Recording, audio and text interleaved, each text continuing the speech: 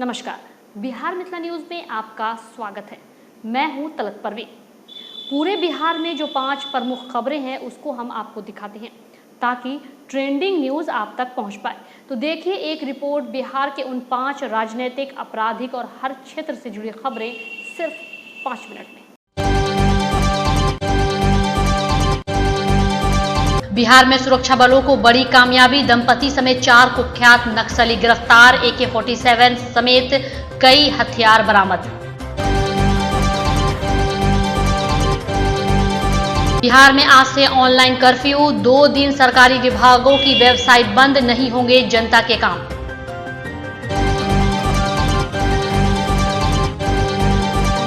Delta ranking में अव्वल आने पर गया को 5 crore. Mission director aspirational district programme की पहल पर किया गया आंतरिक आवंटन।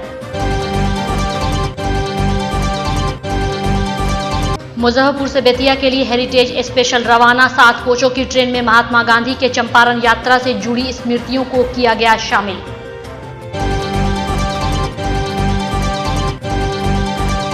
सीवान में फिर बढ़ा सरयू नदी का जलस्तर, कटाव शुरू, तट के किनारे रहने वाले लोगों में दहशत।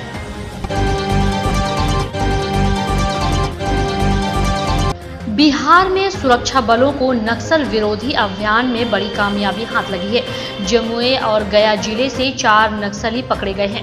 उनके कब्जे से AK-47 सहित कई हथियार और कारतूस बरामद हुए हैं। जमुई पुलिस ने प्रतिबंधित भाकपा माओवादी संगठन में पूर्वोत्तर झारखंड और पूर्वी बिहार जोन के स्पेशल एरिया कमेटी के सचिव इनामी पिंटू राणा उर्फ राजेश राणा उर्फ मोचिन एवं जोनल सदस्य करुणा दी उर्फ जोशीला को गिरफ्तार किया। वहीं गया जिला में STF, SSB और कोबरा बटालियन के संयुक्त अभियान में भदवर थाना क्षेत्र से कुख्यात रंजीत बंजारी समेत 2 नक्सली को गिरफ्तार किया गया।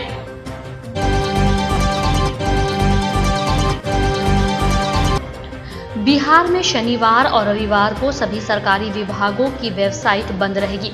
राज्य में अगले 2 दिन किसी तरह के ऑनलाइन काम नहीं हो सकेंगे। इस दौरान स्टेट डेटा सेंटर की सेवाएं भी बंद रहेगी। जिला कार्यालयों और विभागों के जनता से जुड़े सभी कामों पर असर पड़ेगा।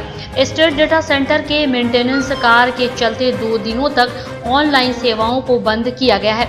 इसी दौरान सभी उपकरणों की जांच की जाएगी और इससे जुड़ी सभी समस्याओं का समाधान भी किया जाएगा।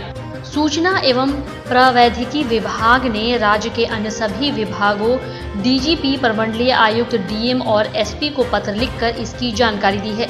इसके मुताबिक सरकारी विभागों की वेबसाइट अब रविवार रात या सोमवार सुबह तक ही सुचारू हो पाएगी।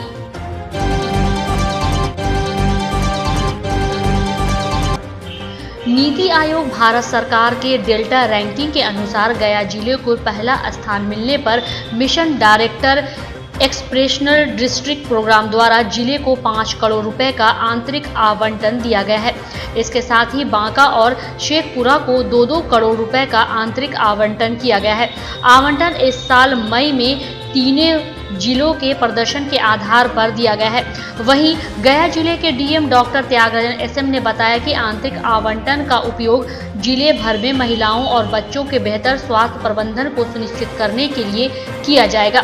जिले में चल रहे वंडर कार्यक्रम के तहत मातृ मृत्यु दर को कम करने की योजना तैयार की जाएगी। इस फंड का उपयोग श्रवण शुद्धि कार्यक्रम के तहत हियरिंग लॉस की समस्या से पीड़ित बच्चों के बेहतर स्वास्थ्य प्रबंधन के साथ साथ विभिन्न अत्याधुनिक उपकरणों की आपूर्ति को सुनिश्चित करने के लिए भी किया जाएगा।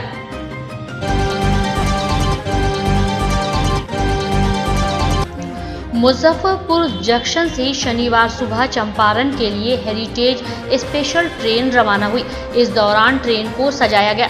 जानकारी के अनुसार आज़ादी के 75 वर्ष पूरे होने पर मुजफ्फरपुर से बेतिया के लिए हेरिटेज स्पेशल प्रदर्शनी ट्रेन चलेगी।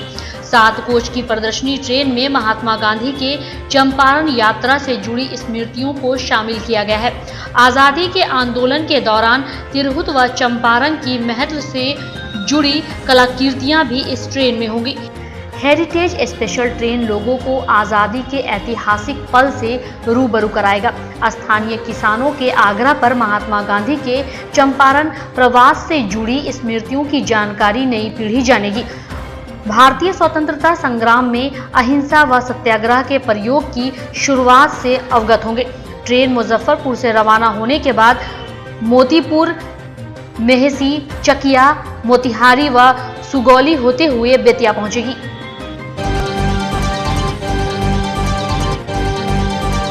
सीवान के दरौली प्रखंड में सरयू नदी के लगातार बढ़ते जलस्तर से एक बार फिर लोगों में दहशत कायम हो गया है।